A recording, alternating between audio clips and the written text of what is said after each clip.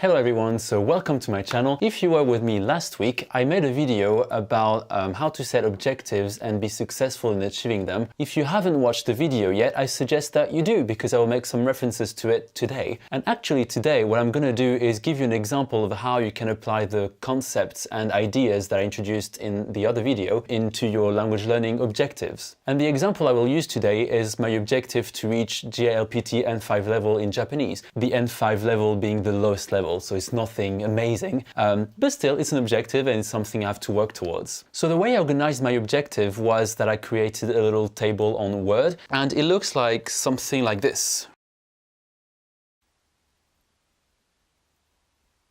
Sorry, I know it's not the easiest to read, but I will make sure I put a link to the document in the description below. But again, it's a very basic document, but it doesn't have to be anything complicated as long as it works. So to kind of explain to you how I did this table, I had first to do a little bit of research on the content of the exam. And what I found is that I need to master about 100 kanji and around 800 words of vocab. And the way I divided it was based on the date of the exam, which is on the 7th of July, I think. So that gives me about 5 full months. So essentially what I did was a little bit of maths. I divided the number of kanji and words of vocab that I need to learn by 5 months. So that means that I need to learn 20 kanji per month and about 160 words of vocab per month. Something I need to say though is that I've got knowledge of Japanese already, so my objective in terms of timings reflects that. So if you're a complete beginner to Japanese, you might need more time. I thought I would specify that. What I did on the table was also to add extra stuff that I wanted to achieve.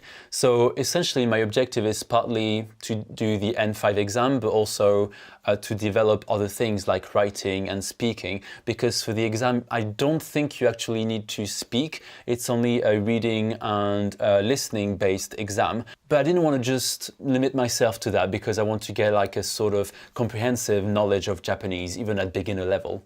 And the table does reflect that because I included how I wanted to improve my writing and recognition of the kana, so hiragana and katakana.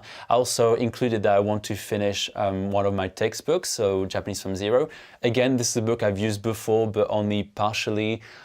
So I have started working on it. So obviously I'm not starting from scratch. So that makes everything sort of manageable for me in 5 months because I have done quite a bit of Japanese already. So that's essentially it. If you want more details about what I put on the table, again, you can have a look on the description below. I'll try to put a link on there. But something to bear in mind though is that I'm not sure if this objective will work 100%. So what I will do, and what I suggested in the video I did last week, was that I will review every month my progress. So if I feel like it was too easy, maybe I can, make it a bit more difficult. If I feel like I struggled, then I will make it easier. But I know already time will be my enemy because I'm really bad at managing time. So I haven't really worked out how I'm going to organize my time, but I think I will give myself probably 2 days off because there's 2 days in my week that I'm sure I won't be able to do Japanese because I'll be too tired. And I want to plan for that. I don't want to, force myself to do something I know I'm not sure I will be able to do, if that makes sense. What I'm going to do though on these days is to do at least 5 minutes of Japanese. So it's not much, but I think it's better than not do anything. So during these 5 minutes, maybe I'll be reading a grammar point, or maybe I'll be just reading through conjugation tables, or whatever I feel like I need to revise. Essentially, I want to make sure I've got some practice at least once a day. But, if there is a day or two where I don't actually manage to do it, I don't think it's the end of the world. The end of the world would be if I actually don't do anything or only end up doing Japanese once a week, but we'll try to avoid that. Another thing that I will have to review at the end of February, because I'm planning on starting this sort of objective properly at the beginning of February, is whether putting a monthly kind of review is good or whether I should probably consider doing something weekly. I kind of want to wait and see and not worry too much about it for now. Another thing I will say though is I'm not actually sure I will do the N5 exam. I think I want to do it, but if I don't do it, it doesn't matter. The N5 is just sort of a point of reference for me to know what I'm working towards. But if I don't actually do the N5 exam in July, it doesn't matter, I could do it later. So yeah, that's essentially what I wanted to talk about. I hope I was clear enough and I explained everything properly.